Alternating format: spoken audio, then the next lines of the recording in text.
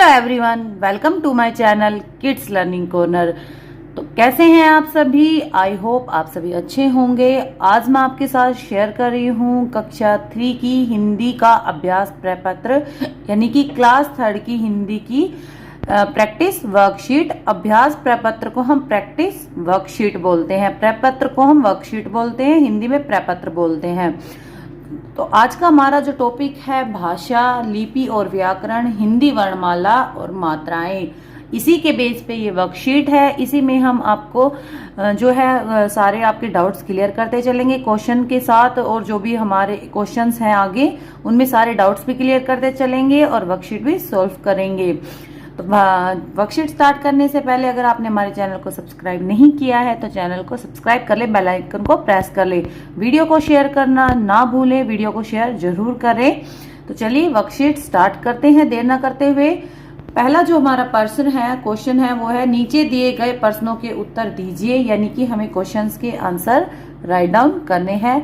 First question है हमारा, भाषा के कितने रूप होते हैं, उनका नाम लिखो। सबसे पहले मैं आपको यहाँ बता देती हूँ भाषा क्या होती है। भाषा इंग्लिश में से लैंग्वेज बोलते हैं। भाषा क्या होती है? भाषा वह होती है जिसके माध्यम से हम अपनी बात दूसरों को लिखकर या बोलकर या अपने विचारों को दूसरों के सामने लिखकर या बोलकर प्रकट करते हैं, यानी कि अपनी बात दूसरों को समझाना क्या कहलाता है? भाषा कहलाता है। तो भाषा जो है उसके दो रूप होते हैं, एक तो हम लिखित, दूसरा मौखिक। तो भाषा के दो रूप होते हैं, लिखित और मौखिक। लिखित यानी कि जिसको हम लिखकर अपनी बात दूसरों को बताते हैं, मौखिक यानी कि मुंह से बोलकर जो हम अपनी बात दूसरों को बताते हैं। लिखित यानी जैसे कि लेटर लिखना, बोर्ड पर जो टीचर राइट डाउन करती है। मौखिक यानी कि टीचर जो बोलकर आपको ओरल में पढ़ा रही है, या जो जैसे कि कोई नेता है हमारा तो वो हमें भाषण दे रहा है, ये क्या है? भाषा का मौखिक रूप है। तो यहाँ पर क्वेश्चन का आंसर राइट डाउन करते हैं, भाषा के कितने रूप होते हैं उनका। भाषा के दो रूप होते हैं, तो यहाँ पर आंसर राइट डाउन करेंगे, भाषा के दो रूप होते हैं।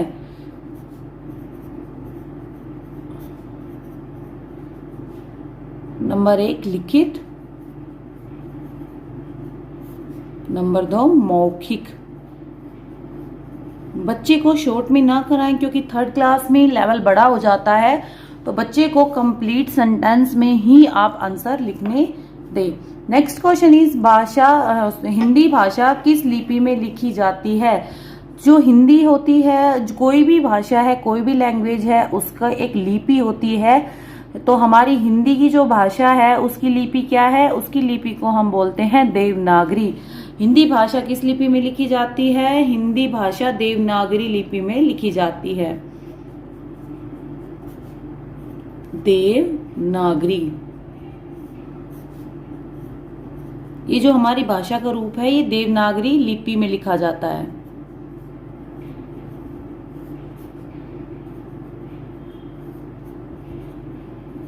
जैसे पंजाबी जो भाषा है वह गुरुमुखी जो लिपि में लिखी जाती है। अंग्रेजी जो है वो रोमन लिपि में लिखी जाती है। ये जो भाषा का हम क ख ग ये लिखते हैं, ये कौन सी लिपि है? देवनागरी लिपि है।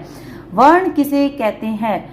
वर्ण क्या होता है? ये जो हमारे अक्षर होते हैं ना, अ क, ये सभी क्या है? इनको हम वर्ण बोलते हैं। वर्ण किसे कहते हैं? भाषा की सबसे छोटी इकाई को वर्ण कहते हैं। वर्ण किसे कहते हैं? भाषा की सबसे छोटी इकाई को वर्ण कहते हैं, जिसके और अधिक टुकड़े ना किए जा सके। भाषा की सबसे छोटी इकाई वर्ण कहलाती है। इसको हम तोड़ नहीं सकते, ये सबसे छोटा है, इसीलिए भाषा की सबसे छोटी इकाई को क्या कहते हैं? वर्ण कहते हैं। वर्ण कितने प्रकार के होते हैं? यहाँ पर हमसे पूछा है कि जो वर्ण है वो कितने प्रकार के होते हैं। तो हमारी हिंदी वर्णमाला में वर्ण 2 प्रकार के होते हैं। वर्ण कितने प्रकार के होते हैं? वर्ण 2 प्रकार के होते हैं। कौन कौन से होते हैं? स्वर और व्यंजन।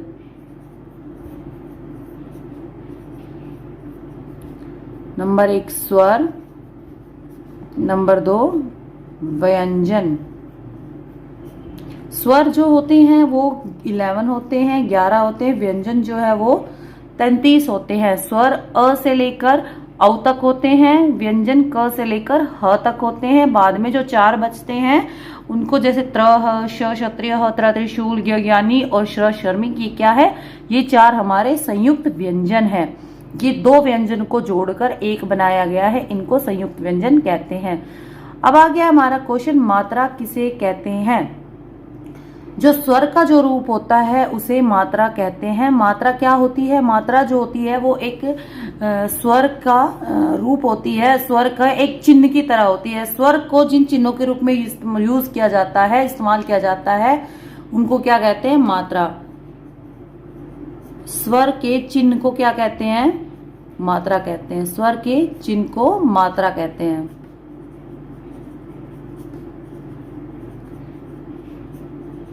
और मात्रा से तो आप भली भांति परिचित है। जैसे अ की मात्रा, छोटी ई, बड़ी ई, ऊ, छोटा ऊ, बड़ा ऊ, री, ए, ऐ, ओ, औ, अंग, ये सभी क्या है? हमारी मात्राएं हैं। इनसे तो आप अच्छे से परिचित होते हैं।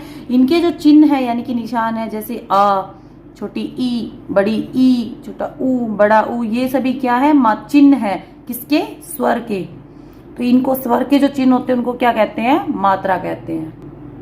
नेक्स्ट क्वेश्चन इज, सही उत्तर पर सही का निशान लगाइए। अपने मन की बात को एक दूसरे तक पहुंचाने का साधन क्या कहलाता है? अपने मन की बात एक दूसरे तक पहुंचाने का साधन भाषा कहलाता है। हमारी राष्ट्रभाषा क्या है? अंग्रेजी या हिंदी? हमारी राष्ट्रभाषा है हिंदी। हिंदी दिवस कब मनाया जाता है? 14 सितंबर या 15 अगस्त? हिंदी दिवस 14 सितंबर को मनाया जाता है। जो हिंदी डे है वो कब सेलिब्रेट होता है? 14 सितंबर। नेक्स्ट क्वेश्चन इज, वर्ण कितने प्रकार के होते हैं? अभी मैंने पीछे आपको क्वेश्चन में बताया वर्ण 2 प्रकार के होते हैं। कौन कौन से? स्वर और व्यंजन।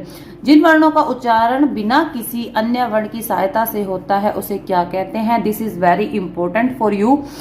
जिन वर्णों को, यानी कि वर्ण जो कोई भी अक्षर है, क, ख, घ कोई भी है, का, उस, आ, ई कोई भी है, उसका उच्चारण बिना किसी अन्य वर्ण, यानी कि कोई भी, जैसे अ अनार है हमारा, उसमें और कोई वर्ण नहीं जुड़ा है, की सहायता से होता है, उसे क्या कहते हैं? और इसमें तो ये पूछा है किसी की अन्य की सहायता से होता है उसे क्या कहते हैं? अगर किसी की बिना सहायता के होता है तो उसे क्या कहते हैं? बिना किसी की सहायता के अगर कोई भी वर्ण है उसका उच्चारण यानी कि बोला जा रहा है, जैसे अ, आ, ये स्वतंत्र है, इसमें हमें कोई और वर्ण नहीं जोड़ा है, तो ये क्या है? स्वर कहलाते हैं। बिना किसी की मदद के बोला गया वो क्या होता है? स्वर। और किसी की मदद के साथ बोला जाता है उसे कहते हैं व्यंजन। हर एक व्यंजन में एक स्वर जुड़ा होता है, हर एक व्यंजन में अ जुड़ा होता है, क्योंकि जो अ है उसकी कोई मात्रा नहीं होती है, हर एक व्यंजन आधा होता है। यहाँ पर मैं अभी आपको बताती हूँ कैसे। ये जो हमारा क है, इसको आप बोल के देखिए, क, इसके साथ किसकी आवाज आती है पीछे? अ की। क जो है वो आधा है, इसमें जब अ जुड़ता है तो पूरा क बनता है। हर एक व्यंजन आधा होता है, ये बात आप ध्यान रखिए। हर एक व्यंजन आधा होता है, उसमें अ जुड़ा होता है। हर एक व्यंजन में क्या जुड़ा होता है? अ। जैसे ब, आप ब बोल के देखिए, ब, आपको अ की आवाज पीछे आएगी। जिसमें आपको अ की आवाज आ रही है वो, इसका मतलब वो उसमें अ जुड़ा हुआ है, तभी वो व्यंजन पूरा है। अगर कहीं भी आपको आधा व्यय हो, आधा कोई भी व्यंजन हो, तो आप देखेंगे उसमें आपको पीछे अ की आवाज नहीं आएगी। जैसे हम कोई भी शब्द लिखते हैं, पत्नी, पत्नी, त में अ की आवाज नहीं आता, त न के साथ जाके जुड़ जाता है, पत्नी। देखिए, आप बोल के देखिएगा। चलिए चलते हैं नेक्स्ट क्वेश्चन की तरफ। रुपया शब्द के र वर्ण में कौन सी मात्रा है? रुपया, रू, र, उ। देखिए, ये जो ऐसे लगा है ये छोटा ऊ है, और ऐसे लगता है वो बड़ा ऊ है। यहाँ पर मैंने इस वर्कशीट में हम सोल्व करेंगे जो र के साथ मात्राएं लगती है वो कैसी होती है, कहाँ लगती है, क्यों लगती है, कौन सी ऐसी सिचुएशन होती है तब वो मात्रा ऊपर नीचे या पैर में लगती है। तो ये जो लगी है मात्रा, ये छोटा ऊ की मात्रा है, तो र के साथ कौन सी मात्रा लगी है? ऊ की मात्रा लगी है। नेक्स्ट क्वेश्चन इज, कृपालु शब्द में क वर्ण में कौन सी मात्रा है? क्री, री, तो इसमें कौन सी मात्रा लगी है? री की मात्रा लगी है, कृपालु। नेक्स्ट क्वेश्चन इज, नीचे दिए गए वाक्यों में सही का निशान लगाइए। यहाँ पर आपको जो सेंटेंस दिए हुए हैं इनमें आपको बताना है कि कौन सा राइट है, कौन सा रॉन्ग है, कौन सा सही है, कौन सा गलत है। अ स्वर की मात्रा नहीं होती। जो अ है वो स्वर की जो अ जो स्वर है उसकी कोई मात्रा नहीं होती। ये बात बिल्कुल राइट है, क्योंकि जो अ है उसकी कोई मात्रा नहीं होती, वह व्यंजन में जुड़ा हुआ होता है। व्यंजन के साथ स्वर की मात्रा होती है। व्यंजन के साथ स्वर की मात्रा होती है, क्योंकि हर एक व्यंजन में अ जुड़ा होता है, भले इसकी कोई मात्रा नहीं होती है। व्यंजन के साथ स्वर की मात्रा लगाते हैं तभी हम नए शब्द बना पाते हैं।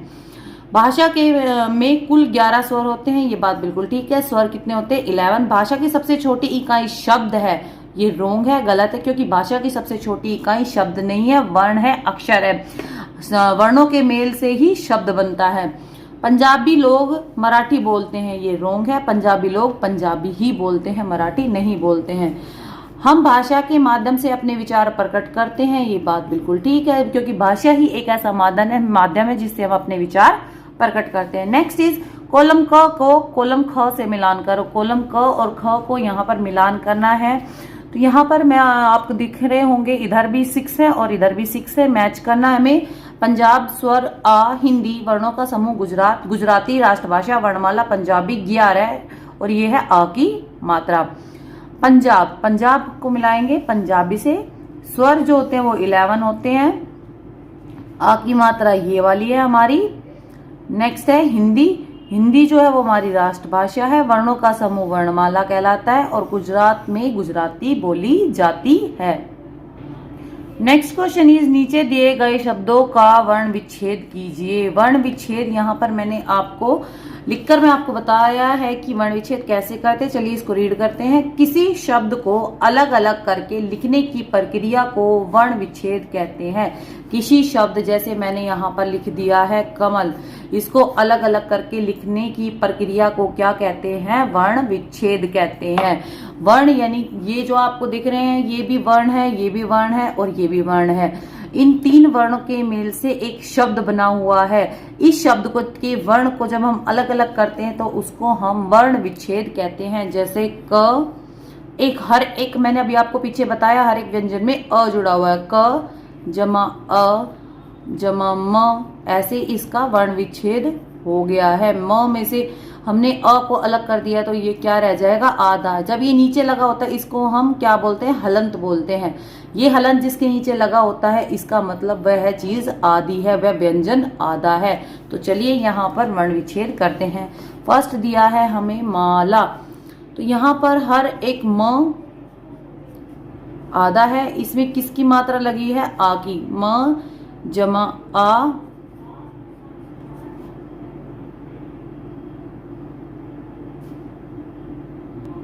म में यहाँ पर कौन सा जो स्वर जुड़ा है? आ।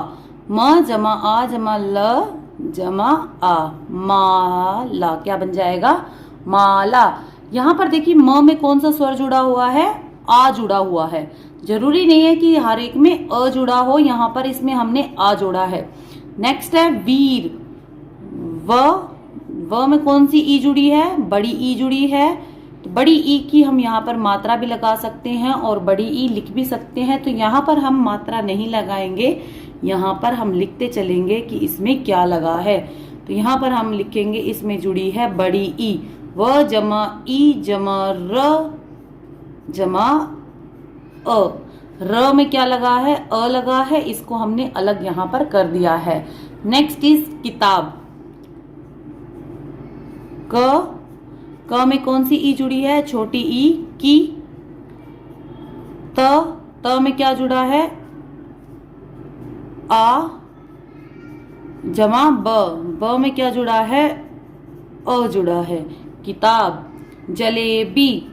ज जमा अ जमा ल जमा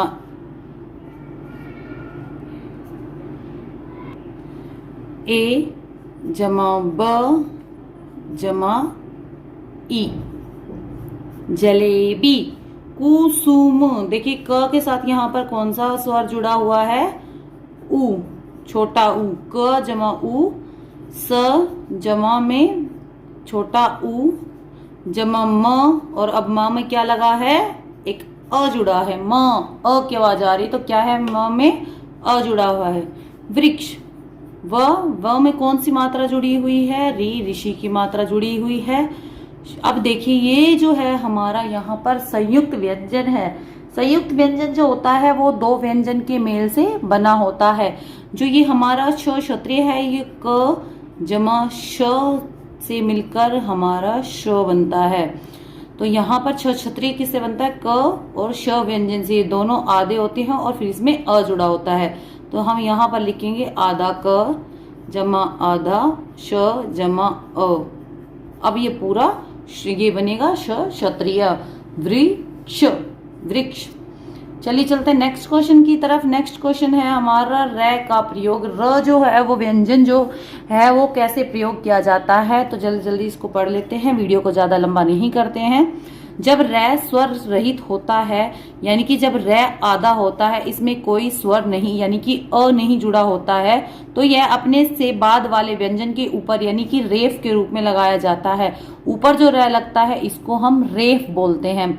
जब कब लगता है, जब रै आधा होता है, इसमें कोई स्वर नहीं जुड़ा होता है, अ नहीं होता है। देखिए यहाँ पर ग र व, गर्व, गर्भ में आप देखेंगे रै बहुत जल्दी बोला गया है, आधा है, इसलिए इसको ऊपर रेफ के रूप में लगाया गया है।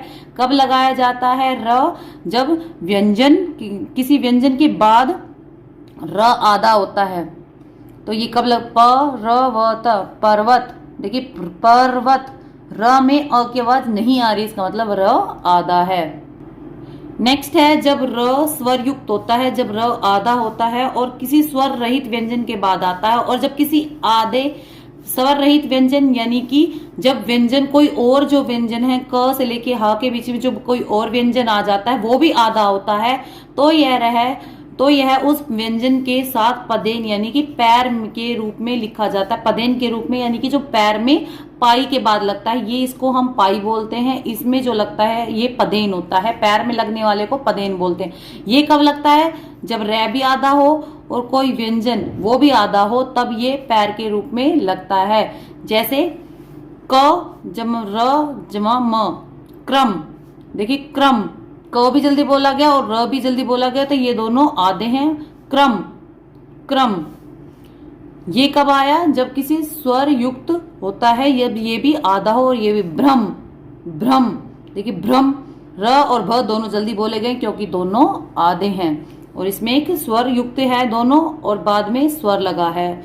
ये व्यंजन है और इसके साथ एक स्वर जुड़ा हुआ है, तभी ये भ्रम, अ की आवाज आएगी आपको। नेक्स्ट है जब स्वर युक्त र ऐसे किसी स्वर रहित व्यंजन के बाद आता है जिसमें खड़ी पाई यानी कि ये डंडा ना हो, तो यह व्यंजन के नीचे पदेन ऐसे लिखा जाता है। ये वाला पदेन लिखा जाता है। पैर में दो तरीके से लगाया जाता है। जब किसी में ये पाई हो तो ये पैर में पदेन में ऐसे लगाया जाता है। जब कोई पाई नहीं हो, ये डंडा जिसमें नहीं हो, तो ये ऐसे लगाया जाता है। जैसे ट र क, ट्रक। ट आधा है और उसके बाद रै आ जाता है, तो ये रै जो आधा, देखिए यहाँ पर ये रै हमेशा आधा रहेगा। ये ऊपर नीचे, और ये कब लगाया जाता है, जब ये र भी आधा होगा। आधा ट है और ये र है और क, ट्रक। अभी जो ये ट है इसमें कोई पाई नहीं है, तो इसको कहाँ लगाएंगे, नीचे। नेक्स्ट है र के साथ ऊ, और ऊ की मात्रा उसके ऊपर नीचे या आगे पीछे नहीं लगती, बल्कि र के बीच में इस प्रकार लगाई जाती है। जैसे ये वाले शब्द र ऊ, रू, र ऊ रू। छोटी मात्रा जल्दी बोली जाती है, बड़ी मात्रा देर से बोली जाती है। ये जो है हमारा रुई है और ये रूप है। ये देखिए यहाँ पर ऐसे हैं, मिस्टेक ना करें, और ये ऐसे हैं। ये रुई, रुई, और ये हमारा रूप। ये जो ऊ की मात्रा है एक ऐसी है जो र के पीछे यानी कि बीच में यहाँ पर लगाई जाती है। ये ऐसे छोटा ऊ और ये बड़ा ऊ, ये छोटा ऊ और ये बड़ा ऊ, ये जो है रै के पीछे ऐसे लगाई जाती है। आज की इस वीडियो में बस इतना ही। वीडियो आपको पसंद आए, वीडियो को लाइक कीजिए, शेयर कीजिए, कमेंट करना ना भूलें, चैनल को सब्सक्राइब कर ले, बेल आइकन को प्रेस कर ले। Thanks for watching my video. Other videos के लिंक आपको डिस्क्रिप्शन में मिल जाएंगे। चैनल पर एक बार जरूर विजिट करें, वीडियो को शेयर करना ना भूलें। Thanks for watching.